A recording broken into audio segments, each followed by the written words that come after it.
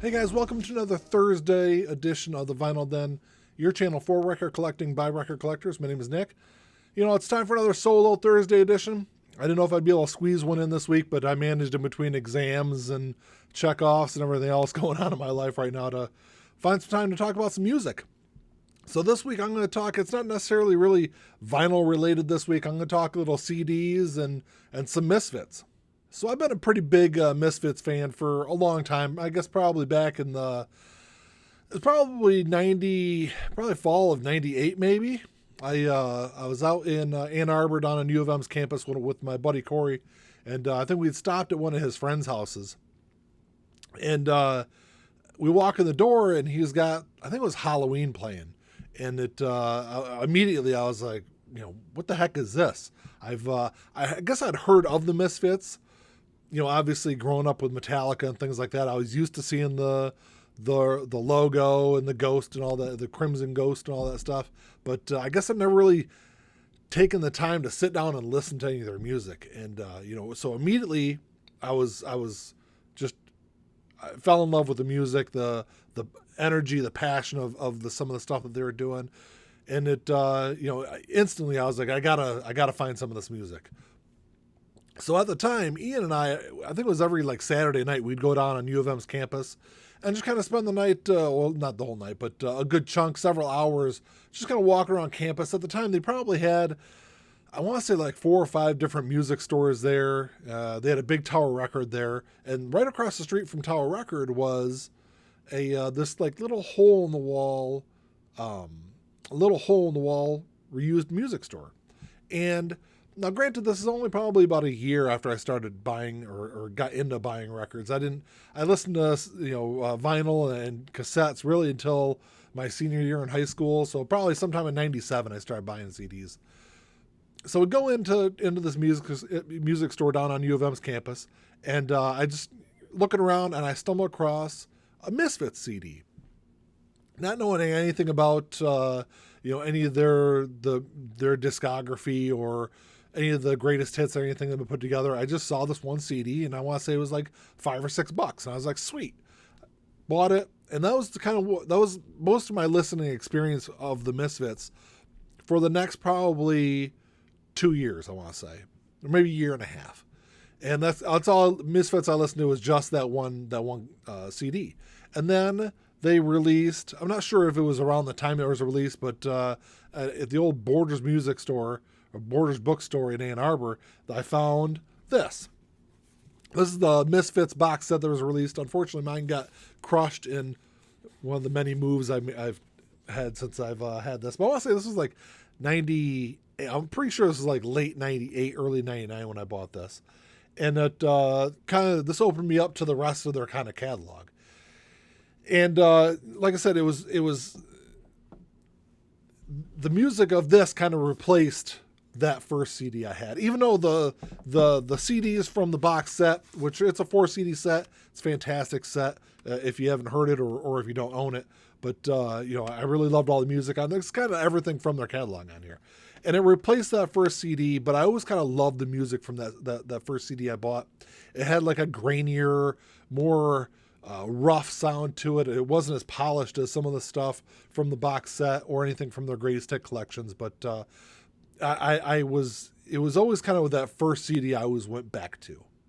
So back in 2008, I decided to move my family down to Tennessee. So we packed up everything and sold our house and moved. One of the last things I did was I digitized all my CDs and put them on a curb and got rid of them. And of course now, 12 years later, here I am repurchasing a lot of the CDs I gave away at that time. But I always kind of held on to some of the rarer stuff. Obviously, that Misfits box set I held on to. I thought I held on to that first CD. But after, scouring through my house, going through every single box, if I did keep it during that move, I must have lost it over the years. And so I was like, fine, I'm going to go online and see if I can track this thing down.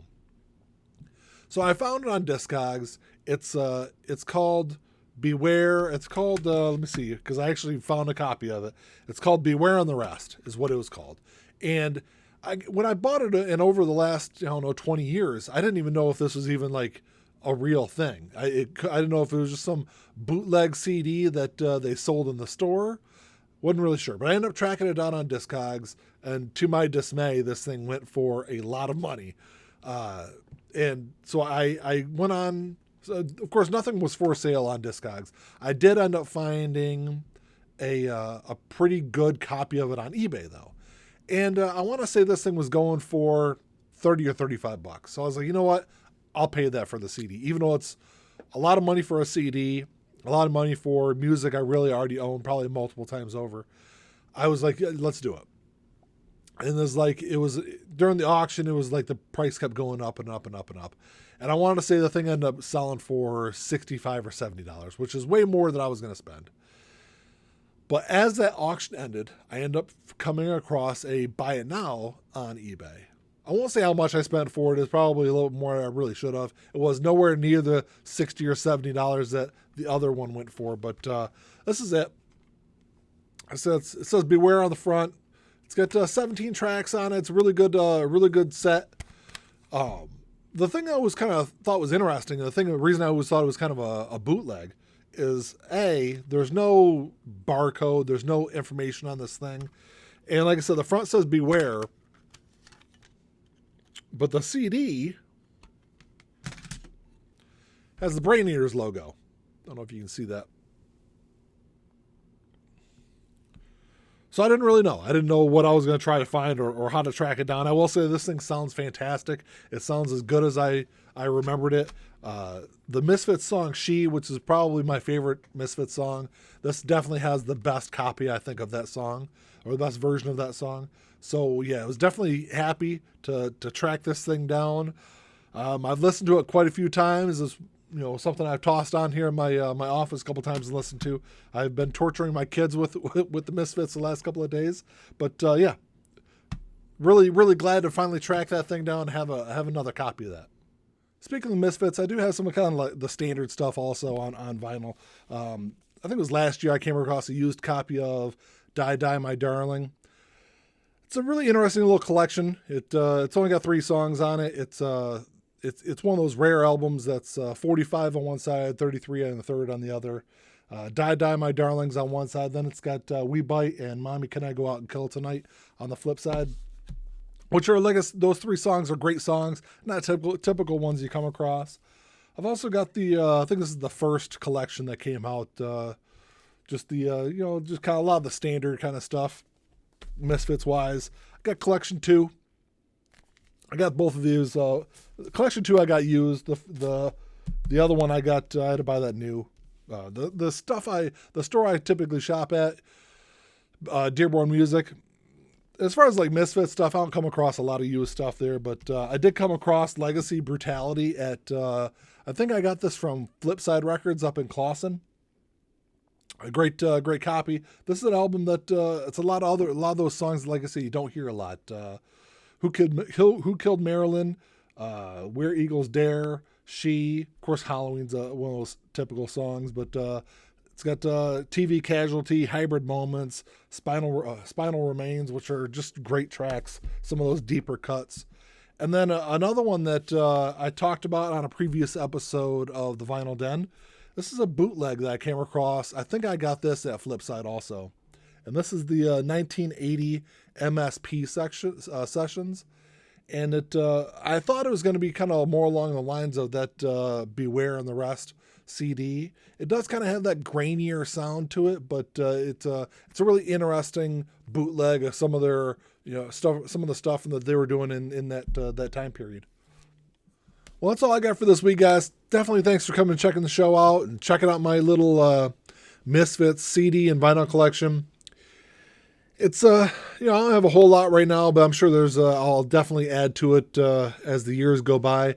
There's a couple of guys I follow on Instagram that have some great collections and are always putting up some new and interesting things, and I'm sure I'll someday track some of that down and add to the collection, but and maybe I'll have another video later down the line and show some of that stuff off as I get it. But definitely come back and check out the show on Thursday. I'm sorry, on this coming Sunday at noon. We'll have a new episode up. Ian's gonna be joining me. We're gonna be talking about some vinyl box sets and whether or not we think they're really worth the money. But that's all I got. If you like the episode, definitely give it the old thumbs up. Hit that subscribe button and hit the like button. And that's all I got. Until next time, keep on spinning. Peace.